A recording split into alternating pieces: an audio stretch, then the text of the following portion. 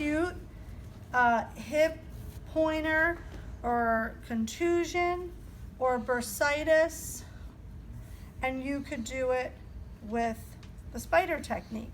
So you would anchor, and then you would lay down your edges. Hold on, this is still connected. So you would lay down your edges, but then what you would have to do is layer another one on top going in a different direction, so then they crisscross like you see in that picture. Now this right here, this person taped down these edges. I think you don't need to do that. Okay, the purpose is if the tape starts to roll up, it starts to roll up. And you have your client clip those edges off, okay? So I don't do this part. I don't lay down because you want the tape to be uninhibited, okay? So once I see little spider edges coming up, just tell your client, clip those off with a little scissor, but the bulk of the tape is still intact. Until you see like they're popping off or it's so waterlogged because you've had it on for a couple of days, then it's really time to start over and take it off. And hopefully you don't need it at that point because it's been a couple of days and things are maybe a little bit better. Are you purely overlapping or are you interlocking? Yeah, I do not do this interlocking. This is a lot of work to do that. So I think that was like done pretty for the picture. You can do that, but that is, I don't remember that technique ever being taught to me. But I just found that picture and I thought it was good. So yeah, I lay my one piece down. So what we'll do is we take off our little edge here, okay? I would have sprayed again lightly. And then what I'm gonna do is I'm gonna take off each one of these individually. So you can do your lay down technique, or you can just hold your edge, okay? So some people, again, paper off means paper off, okay? So I just follow it as the paper's literally coming off to smooth it down. Okay, and then lastly, this one kind of got a little bit janky. But you see I remember in the course for kinesio tape, they taught us to do all 4 of these, or 5 of these, if there's 5, at the same time. And to be honest with you, that was too much. You had pieces getting stuck on each other and your fingers are getting all jammed up in there. It was very difficult and it was like start over, start over, start over. So I was like, no way. So I do one at a time, lay it down one at a time. Then I can see the spacing that I've created. And then I would do another one, maybe from this angle, crossing the greater trochanter, and I would create an alternate spacing this direction, okay? Does it matter if you start from the bottom or start? Not necessarily, but you always want to remember where are your lymph nodes, because that's where you want to drain towards. But sometimes that always doesn't work out that way, right? We've got sort of lymph nodes in this area, so I've got one anchored by my lymph node, but to create the crossing technique, I'm going to have to anchor over here. And there's no real lymph node back here, but that's how we're going to create that crisscross, okay? So we try to go at least one of these bases towards the lymph area for drainage, okay? Good question. Makes sense? Okay, and then remember when you're using kinesio tape, the backing has lines. I try to cut along those lines so that you can get 5 equal legs of the spider, okay? So try to follow that. Okay, good. And then let's put you on your back next. All right, so lastly is this. You've seen this already now. Okay, so now we're gonna do it. Perfect, thank you. So now we're just gonna move up the body, okay, with your coverall.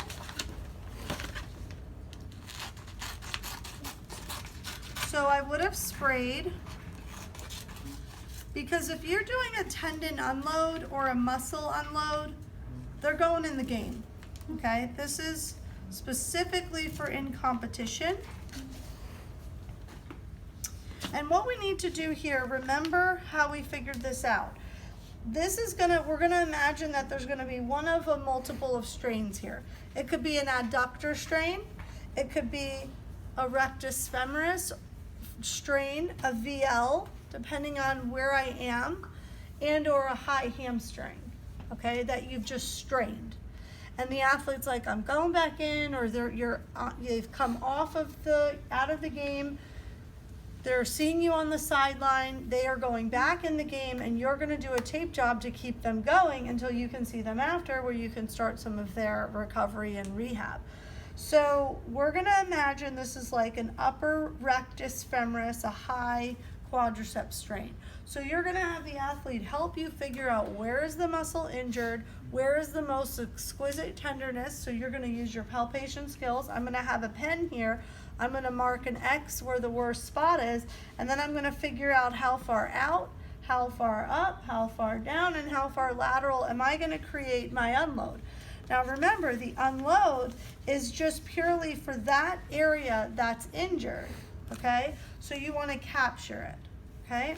So if it's an adductor, this is the position that they're in, with maybe some pillows here to support so that we can identify the adductor, likely longus and part of magnus, okay? If it's VL, I might have her lay on her side so that I can capture VL a little bit better and I can see everything, okay? If it's hamstring, she's on her belly. So if we're going back in the game, I would have outlined all that with my little X's. I will put my piece of coverall on. I'll create my anchors.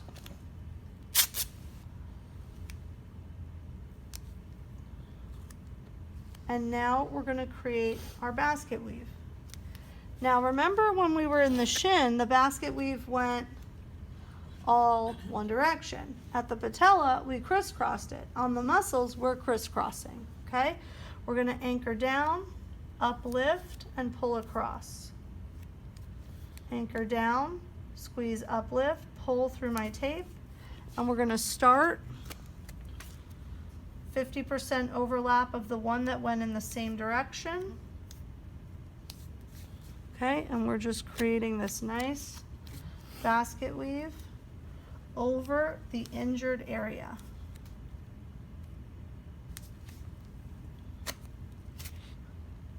Fifty percent.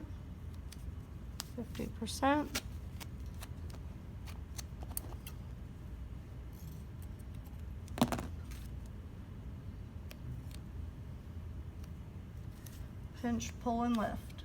Pinch, pull, and lift. As it gets higher up, it gets a little harder to create your pinch because now we've actually, you see all the wrinkles underneath. This is the time wrinkles are okay. Just make sure you hold it down, you pull up, and you pull over. Okay, once we've covered our area, I'm gonna re-anchor.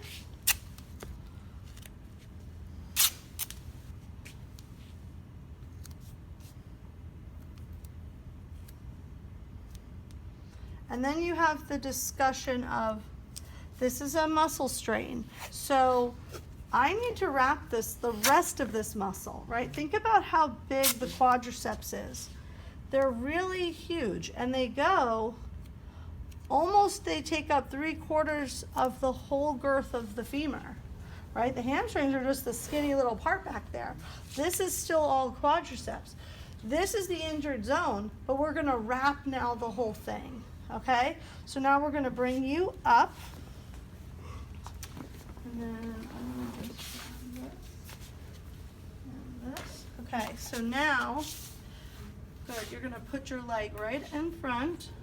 You're going to stagger this leg behind so that I can get around. Good, and it's important to know I didn't push her leg outward or this leg went outward. I told her to just take a step back so it keeps me in the line of her femur. I would now need to spray the rest of the thigh because now the wrap is coming, okay? So we need to spray the rest of this thigh. We're gonna go just with my pre-wrap over, not below the tape, okay? Because we want as least as possible Athletes don't want a lot of tape, okay? So it's okay if it's peeking out top and bottom because my lightplast is gonna cover that. So now I'm gonna come around. Now, you guys see how I angle this? I do not come straight across like this because I'm gonna do that basket weave technique. So I'm gonna create an angle. The other reason why I do that is because of that flap. Most of you left out flaps when you wrapped.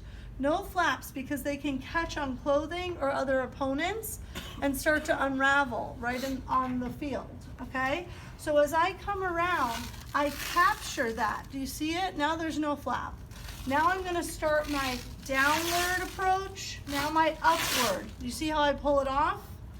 My downward approach, now my upward approach. Now I'm getting to the top, so I wanna check in with the gluteal fold. You can really see a good angle right there. Stay below that, okay? So I'm gonna hug that. I'm gonna come up in here. Now, if this unload was in an adductor, I need to get as high into her adductor as I can without letting that lightplast roll, okay? So I'm gonna check in here. I'm gonna be like, I'm gonna get really up there, Kenzie, and then we're gonna finish that, okay? And then we need to put a piece of Leukotape like that. Now again, if thighs touch or rub, we need to be aware of that and lube not only the injured thigh but the other thigh, and or have them slip on tights over that spandex shorts, okay? So now we've moved from the lower extremity up into these big muscles of the thigh. Typically what the injury is here is a muscle strain. It's an acute strain, okay? And we're gonna unload it. So it can be anywhere.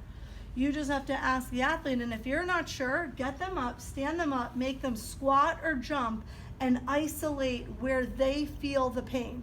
Then you put your X mark right there, and then lay them back up on the table and find your edges of that injury. Okay, so if it's hard to find, make them like jump on it and be like, no, it's right here. So now we've got it. We know where we're gonna unload, but then we're gonna wrap the whole thing for the rest of the support. Make sense? So to protect the muscles